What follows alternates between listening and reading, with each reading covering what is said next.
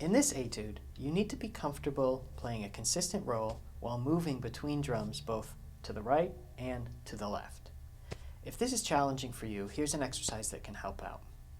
Simply play half-note rolls and alternate between these two drums, then between these two drums, and then finally between the outer two drums. While you're doing this, focus on keeping a consistent hand speed and using your upper body to move left and right. Additionally, if you're moving to the right, move your right hand first, and if you're moving to the left, move your left hand first. It sounds like this.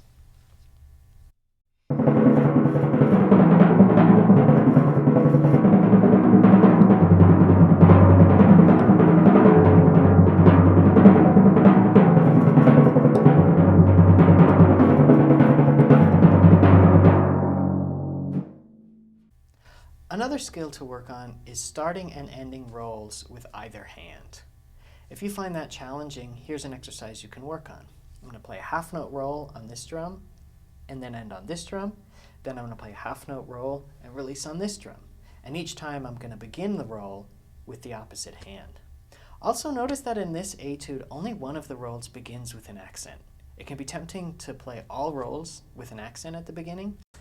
Instead, think about the rolls having a nice round sound rather than a pointed sound at the beginning.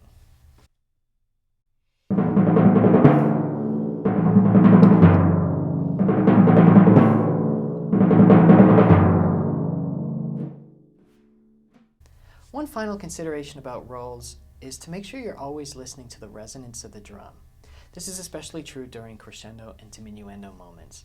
If we're only focused on our stick height and velocity, sometimes the musical effect is not exactly what we're going for. For example, measure 88 has a diminuendo that leads to piano on a different drum. If I don't get soft enough, then the A is still ringing in the D and the next beat sounds muddy, like this.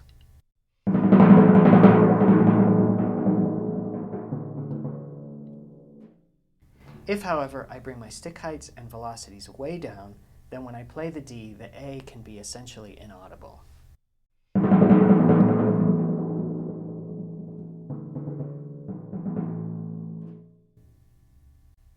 Generally, when playing the timpani, we want to have a full rebound, relaxed hand and fingers to get a full sound out of the drum.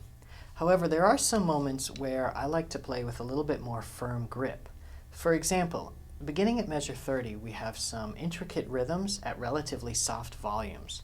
By pinching a little bit more with my pinky and ring finger on the stick, I can create a little bit stronger articulation without increasing the volume too much.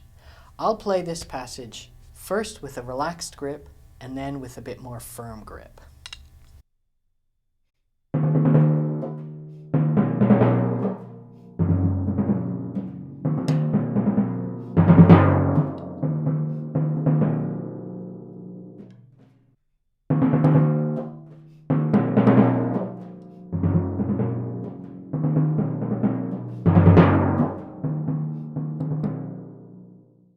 This technique can be especially useful when alternating quick rhythms with rolls.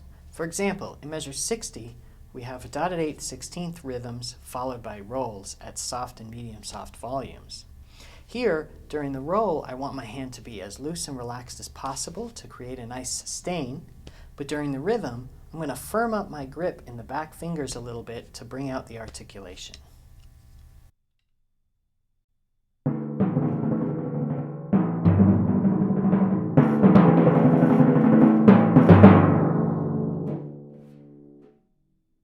In this etude, you're required to change pitches a number of times while also counting rests to make sure that you enter on the correct beat after the tuning change.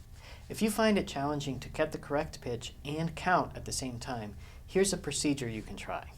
First, practice moving between the two pitches.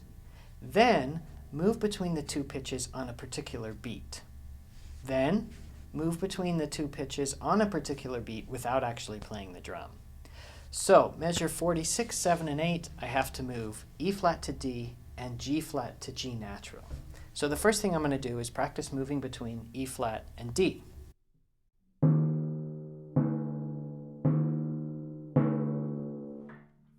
between G flat and G.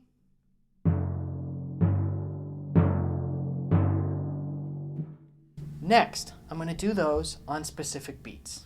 So I'm going to count through measure 46. On 47, I'm going to move the E flat to a D. And on 48, I'm going to move the G flat up to the G. So if I start in 45, it sounds like this. 1, 2, 3, 4, 1, 2, 3, 4, 1, 2, 3, 4, and I'm ready to start the next beat. Next, do that same thing without striking the drums. 1, 2, 3, 4, 1, 2, 3, 4, 1, 2, 3, 4, and then check to see that you have the correct pitches. I hope you find these tips useful as you're practicing and preparing this etude. Thanks for watching, and good luck.